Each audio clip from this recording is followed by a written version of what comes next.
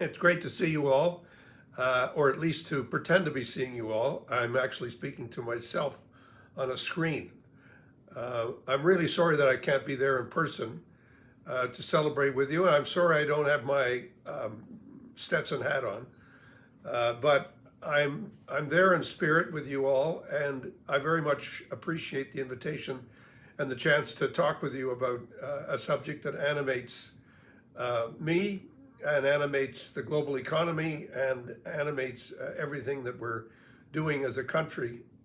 The concept of sustainability, the idea that what we do has to have a much longer horizon than the one that our economies have had, that we have to learn how to produce without poisoning the atmosphere, that we have to learn how to create jobs without polluting the world around us, is, I think, the idea that led to the creation of the Pembina Institute, the lodgepole incident in 1962, which created the impetus for a new way of looking at how wealth was going to be produced in Alberta, and then spreading across the country, how wealth was going to be produced in Canada, and spreading around the world, how wealth is going to be produced in the global economy,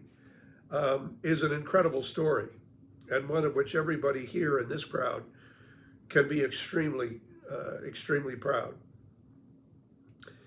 The notion of a circular economy has been one that's been adopted and adapted by a great many people in the last several decades, but it's not actually a new idea. And it's really connected to the idea of the economy serving society and serving a wider purpose, rather than the growth of technology being an end in itself. That's the first idea. The second idea is the idea that we have to get away from the notion that everything we do creates waste and that we don't have to worry about the waste. The world is big enough, our backyards are big enough, garbage dumps are big enough that we no longer have to worry about how we are in fact going to be producing as a modern economy. And I think it's really a critical moment now for the world and for Canada, because we're seeing every day the impact that war is having on our economies. We're seeing the impact that destruction is having on our societies and on people. And we're seeing the cost of not paying attention to the horizon, of not thinking longer term, of not understanding that we can't just make profits in the short run and not really care about the consequences of how we produce wealth and how we, frankly, destroy much of our natural environment. My own thinking has really been impacted by not only the work of your institute, but by the growth of the environmental movement in our province of Ontario. I can remember as a young student at U of T a few years ago when Pollution Probe was started, and when there were people involved in political parties, frankly in all three parties, who were developing the ideas that I think lie at the heart of the modern day environmental movement. Although, as we all know, the environmental movement has many different features to it and different aspects to it. I think that what is the mainstay of the Pembina Institute is that it really focuses on the need to bring everyone together around a table. And I like that idea. The idea that all production of wealth is bad, the idea that prosperity doesn't really matter, the idea that disruption doesn't matter and chaos doesn't matter as long as it produces less emissions. Frankly, I think these are bad ideas. I think we need to understand that chaos and disruption are bad things in themselves.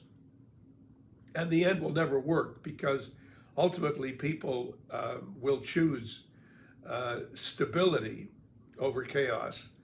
And we want to make sure that the stability that they choose has change built into it.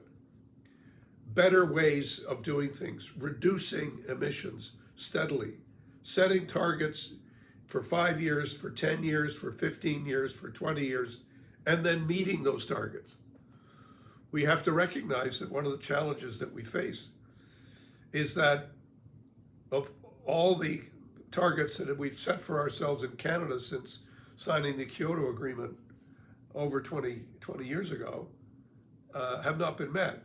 Whether it's Kyoto, Copenhagen, Paris, or Glasgow, we seem to always put ourselves in the position where we decide to set these targets when in fact they don't have much credibility, and then not be able to meet them, which even adds further to the incredulity of the general public about the direction we're going in. And that's where the work that you do at Pembina Institute is so important. Because of course, as an NGO, you criticize governments, but you don't just criticize them coming from a standpoint of pure negativity. You're not just rubbing your hands and saying, woe is me, the world's coming to an end. You're rolling up your sleeves, if I can continue the analogy, and really trying to find the ways in which we can actually reach the targets that we're setting, make the targets that we're setting, and how those people who are producing wealth are not being left out of the equation. In fact, they're at the heart of helping us to solve the problems. And I think this is such an important message. I think it's such an important feature of everything that needs to be done and of everything that needs to happen. So in this celebration tonight for Pembina, we're really celebrating a couple of things that I think are critically important. The first one is people doing it themselves. The origins of Pembina had everything to do with community leaders coming forward and saying, look, we don't want our backyard being polluted. We don't want to make it impossible for us to do our jobs. And we want to make sure that we create a sense of certainty, of constant efforts to improve, a reduction in pollution, and not accepting the argument that, well, if you want to create wealth, you have to pollute. But it started with the community. And that's my first point. And I think we've seen that even in my early days, as I saw Pollution Probe grow, it was really based on individuals saying, how can we change this? How can we change the way we make garbage? How can we change the way we deal with it? How can we create a more effective circular economy so that we're appreciating the need to deal with our own waste, to clean up after our own mess, which is, after all, everything we're taught in kindergarten. The second thing is that as an institute, I think it's done more than almost any other NGO to bring the country together. You know how difficult that is. And you know how easy it is to set one part of the country against another. It's important to remember that the first province to put a price on carbon was the province of Alberta. The province that made a difference in saying we're going to take steps in this direction and we're going to make a difference has had a huge impact. The notion that the interests of the West and Central Canada and Eastern Canada cannot be brought together, I think, is quite false. But it's going to be a challenge because we have to make sure that people are listening to each other, are understanding each other, and are working effectively to make change happen in ways that will change Canada, change the Canadian economy, and help for us to contribute to changing the global economy. Here in New York, where I am at the moment, in quarantine, it is such a focus of the world that we have to understand the needs of the entire world in order to be able to deal with the full impact of climate change. Climate change is not the product of one country. It's not the product of one region. We share the atmosphere. And just as we've learned through COVID that unless everybody is vaccinated, then nobody is really safe, no matter how many vaccines they've had. We're now learning, I think, and have to keep on embracing this notion that climate change itself is a global phenomenon We're not going to be able to reduce emissions unless we have a global strategy. But those global strategies start with communities and start with countries. Communities, provinces, countries, regions, but they have to be brought together to be credible and to really make it happen.